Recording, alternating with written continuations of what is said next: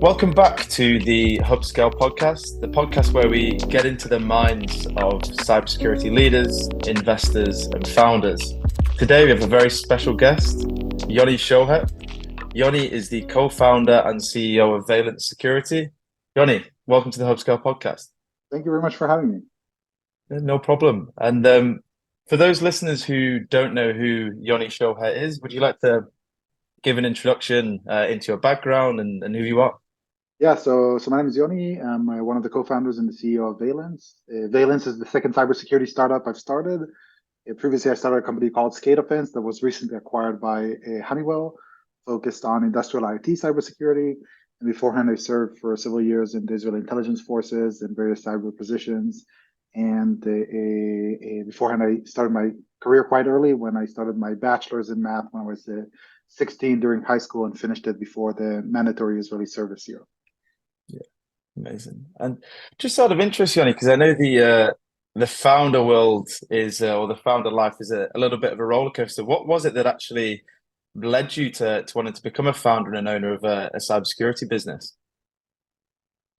Yeah, so I think first of all, like once you once you live and grow within the ecosystem in Israel, which is very encouraging of the ability to build and to create things that haven't been created before, and especially after you experience the excitement and the thrill of servicing in the intelligence corps. When I finished my service, I was looking to maintain the same level of excitement and the same level of interest in what I do within my day-to-day work. And I think that I looked at different opportunities, different options, and eventually I realized that the entrepreneurship is the right path for me. Pretty quickly, I started my first company right after I finished my service. And when I left in my first company, it was almost obvious to me that this is the only way for me to continue and maintain what excites me, what gets me out of bed in the morning, what makes me enjoy my work and enjoy my ability to produce and to work, whether if it's working with a team, creating ideas, building a product, building a business. Fortunately, once you go one way through that path, it's very difficult to see yourself doing anything else. Yeah. Yeah, no, I can imagine nothing quite matches the life of or the roller coaster of a CEO, especially in the security market. And so you founded or co-founded Valence Security. What was it that led you to founding the business? Yeah, so Shlomi, my co-founder, and myself were looking for interesting opportunities within the security space, and we examined different trends that we've seen in the market early 2021 when we started Valence. And one of the main trends that we've seen is attacks that were focused on supply chain of organizations. Supply chain has many forms and factors. Specifically, what was interesting for us is the fact that we saw that there are more and more attacks, like the SolarWinds campaign, that leverage third-party integrations and access by external parties that are able to perform activities through APIs, integrations, and different forms of third-party apps to perform actions within tenants and within activities or business applications that are business critical for different enterprises today. And when we spoke with the industry and we tried to realize how today do you manage this risk surface, we almost unanimously heard from the market that, yeah, we create all these different types of tokens and APIs and keys, but we don't really manage them. We don't govern them. We don't look into the activities that are performed by them. And it's currently sitting mostly in the shadows. And with that focus of looking, we call it the business application mesh, of this really mesh of interconnectivity between different SaaS applications and business applications, we really kicked off the company and we started the company that evolved into becoming more of an expansion into what we do today, which is really helping organizations secure their SaaS applications as a whole and looking into multiple risk surfaces that are related to your exposure from migrating to modern SaaS applications that we see today. No, it's super interesting, and it's a new area of the security market that, like you said, is kind of untapped to an extent. And what is it specifically about Valence that makes you guys stand out to customers? Yeah, so I think we've realized two main things through our journey. One is that the SaaS applications are complex. They have a lot of problems and they have a lot of issues that the companies want to address, and you need to address them together. You can't address them separately because an organization doesn't want to buy five different solutions to protect their Slack or their GitHub or their Microsoft 365. And the second trend that we've seen is that for a lot of security teams, fixing problems within SaaS applications is a very difficult task because you see a lot of issues. You see people do certain activities within platforms, again, like Salesforce and others, but you don't know why they performed it, and you don't have the business context because SaaS applications are today adopted and managed by business users for business purposes, and you don't want to slow innovation on the one hand, but you do want to help them protect the data and these applications on the other hand.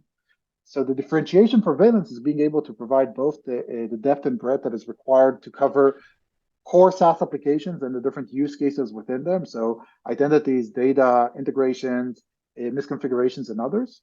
But also to provide automated remediation that takes you beyond the visibility to here's another platform that just shows me a list of risks that I don't have time to solve, to here's a list of solutions that I can click and implement and scale the security program to show ongoing risk reduction, an effective risk reduction using the power of automation and also using the power of business user collaboration.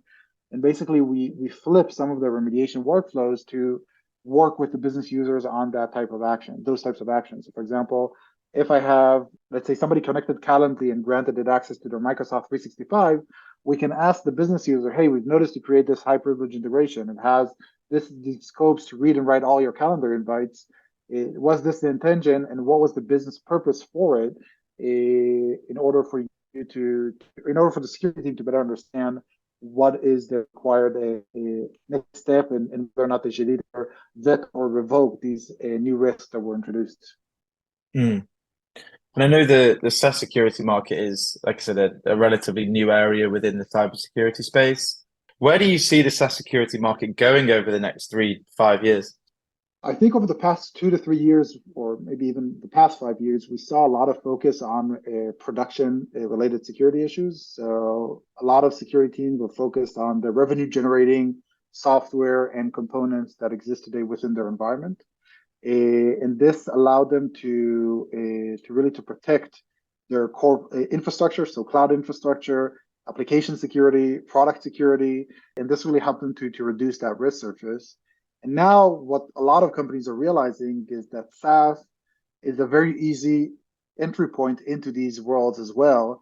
Because if somebody breaches into our Okta deployment, they can manage all our identities and they can access whatever they want within the company. Somebody gains access into a GitHub repositories, they can influence what's being deployed within a production environment. And we're seeing a shift over the past, I would say, year and a half, 2 years, towards more also the enterprise environments and business applications.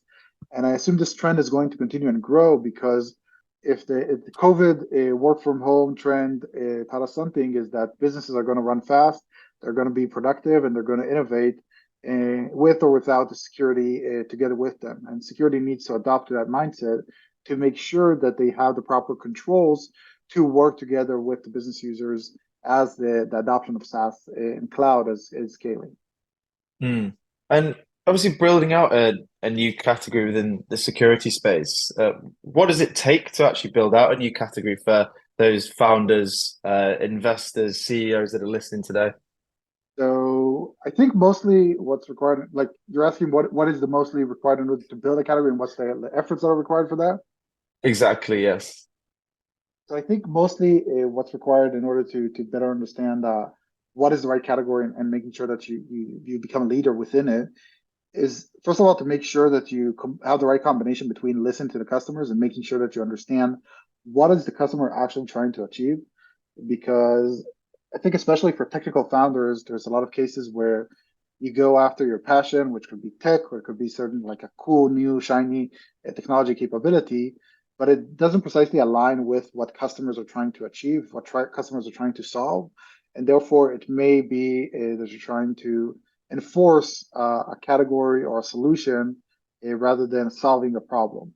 In many cases, the solution for a problem, it could be fairly simple, but what you need to understand is really to understand the problem itself and to realize that you get down to the why the customer is trying to solve a specific problem. Um, and therefore, what we're looking at when we look at to build a category, to build the leadership and the thought awareness of for these types of risks, is being able to listen to customers, build that awareness, and build that from that, taking the why the customer is trying to achieve and solve something, and build from that to building the right product, building the right messaging, and building the right positioning that helps to align what we're doing with what the market is trying to achieve. So for example, in our case, a lot of our focus was not only to talk about what we can, like the technical problems that we can solve. For example, third-party risk, integration, supply chain, and these types of access controls, but also to go in depth into the how the customers are trying to achieve it and what they're trying to actually to build with the collaboration with their business counterparts, which is a significant leap in terms of how they're trying to really build their internal processes. Yoni, one of the, I guess, key topics we wanted to discuss today was as a Israeli Tel Aviv founded security vendor looking to expand into the US market. I know Valence has been going roughly around 2.5 years. What does it take to be successful in the US market as an Israeli security vendor? Yeah, so I think what you mostly need to do is to build trust. There are a lot of security vendors that come out of Israel. Unfortunately, we probably all look the same. We all were in like some kind of a form of 8200. We sound the same. We have the same accent, and we come with very similar approaches into the market. But in order to build trust and to build the right relationships within the market, you need to find the early adopters, the early believers that can help tell your story. Work with customers on the ground in the US. It requires a significant presence in the US. It requires to devote a lot of time that you need to be there, to fly there, and to build the relationships with customers and to work with them again. Once you create that right relationship where you're actually helping customers, they will then by default almost help you expand and grow because they'll be able to tell your story. They'll be able to collaborate with you on working with other people within the industry. And it creates the right network effect because I can cold reach out to people on LinkedIn all day. They probably get 1,000 emails or emails like me. But when somebody from the industry talks about what we were able to help them solve, even if they don't, of course, have to go and do lead generation for us, but even if I have like a customer case study or a story or something that they can allow a potential other prospects to read, it helps to build up that relationship. I think having a team on the ground is super important, and not just moving and relocating to the US, but also having the local team that knows the local culture that can make the right jokes about the right current and up to date topics, but also be able to speak and understand the culture and see the nuance sometimes in how people talk and how people refer to different elements within their day to day within their markets. Mm. No, it's super interesting because obviously so many businesses naturally will look to expand into the US market, but like you said, it's such a crowded area. There's so many vendors that are coming out, especially from the Tel Aviv or Israeli ecosystem. How do you stand out? How do you beat the competition and so on and so forth? I think one of the interesting things is as a business, typically will look to expand into the US. I guess they can take two approaches. They can hire a VP or a CRO based in Israel and then bring in a team of account executives or a senior AE who's based in the US.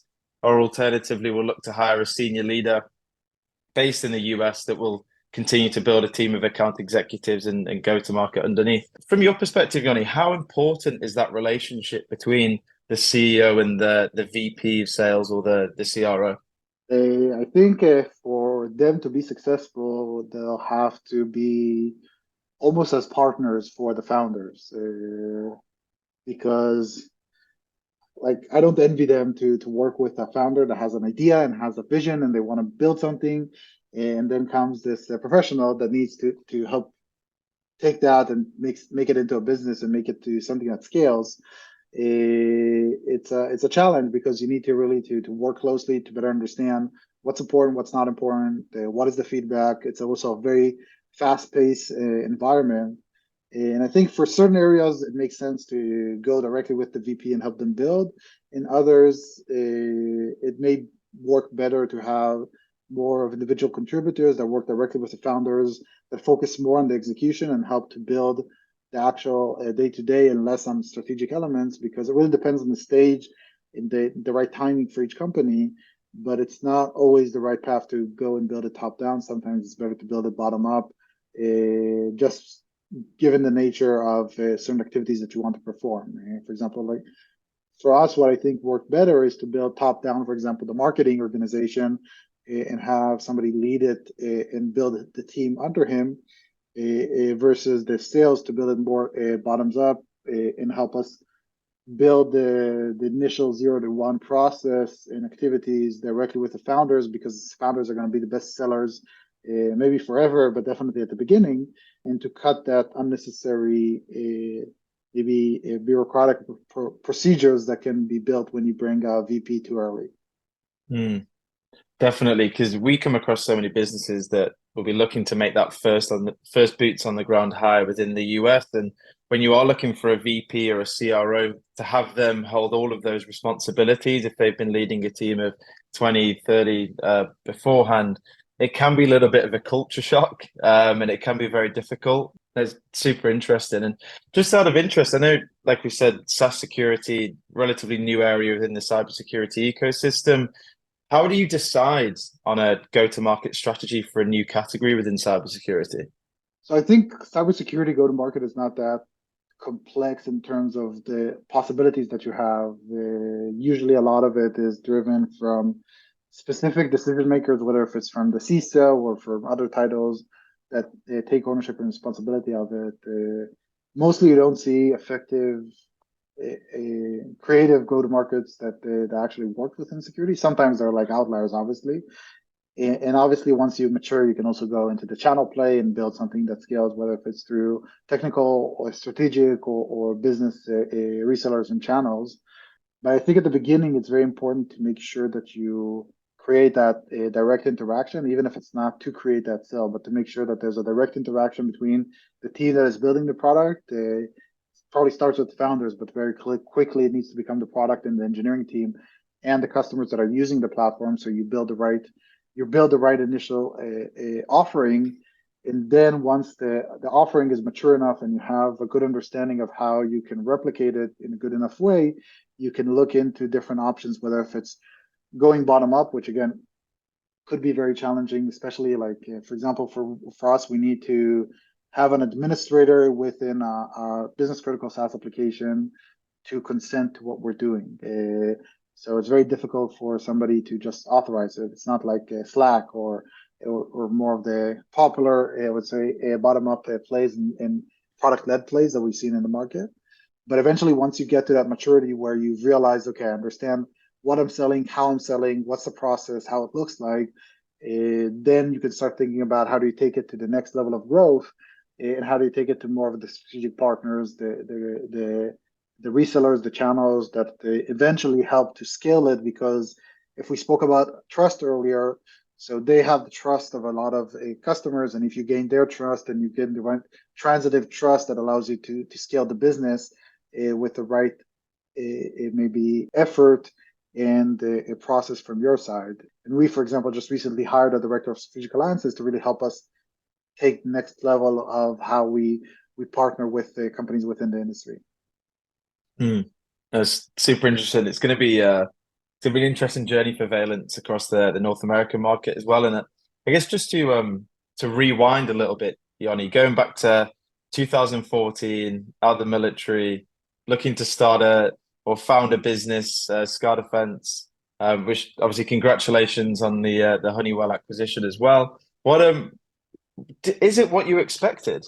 No, it's never what you expect. I think all the time it changes. There's ups and downs.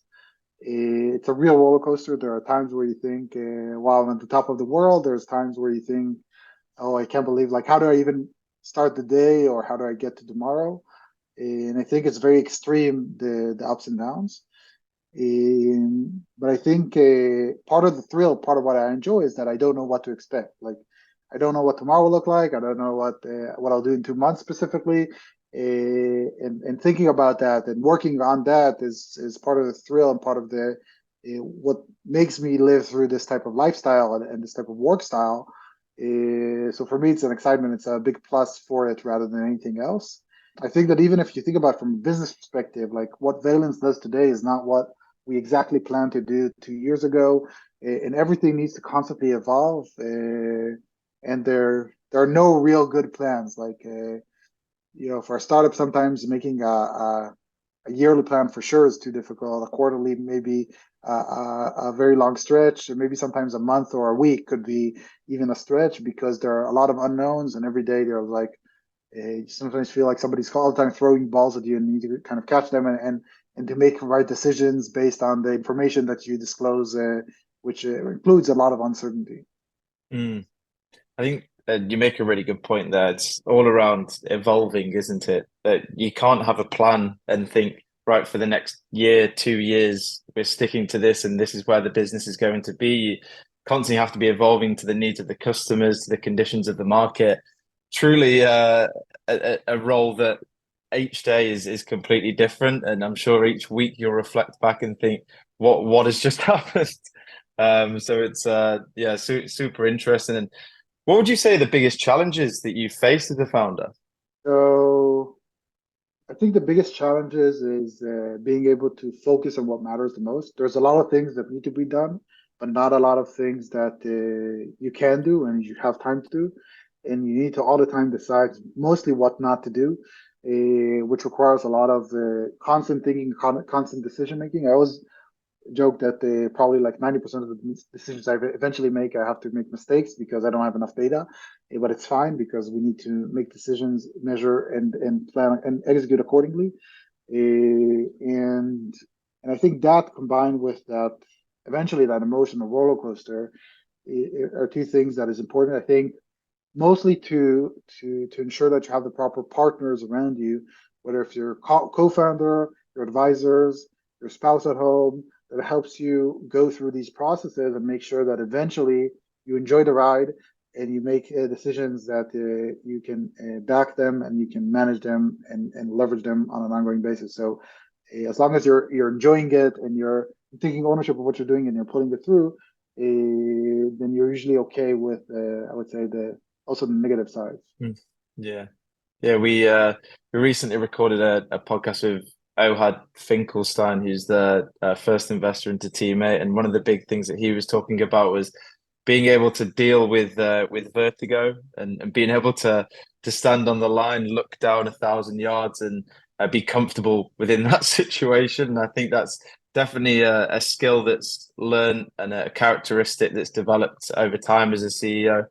And I think just Yeah. deep diving into that a little bit further around, I guess, current market conditions as well, particularly, obviously, who knows what's going to happen over the next 6 to 12 months. Everyone's got their own thoughts, but what do you think it takes to be a successful CEO and founder within an economic downturn? I think again, it all comes back to the business that you're building. I think you need to realize what's going on for your customers and realize that there are challenges. You need to be very creative into how you help them address the challenges. It's a great opportunity to build partnerships if you put in proportion the financial, the economic elements of these partnerships. Then it's a great opportunity to build the right partnerships with the market and with the potential customers, and with partners within the industry in general.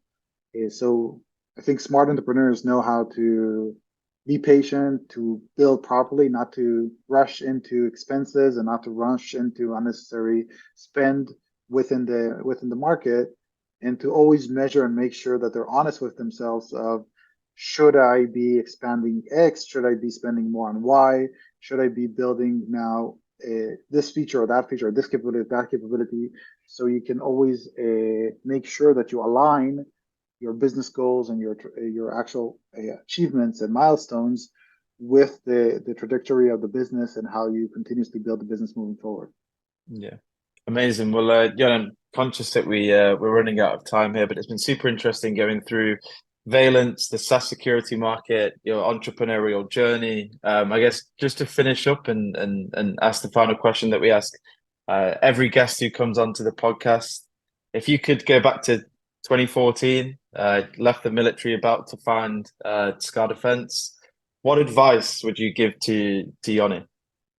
Enjoy the ride. I think again, it's a very emotional ride, and it's a continuous ride that you need to learn how to enjoy it, and you need to make sure that you do it for the fun of it and the thrill of it, and it's critical to make it a success, in my opinion. Yeah, amazing. Well, Yoni, absolute pleasure having you on today. Yeah, super excited to see what the future holds, and yeah, we'll see you around. Awesome. Thank you very Cheers. much.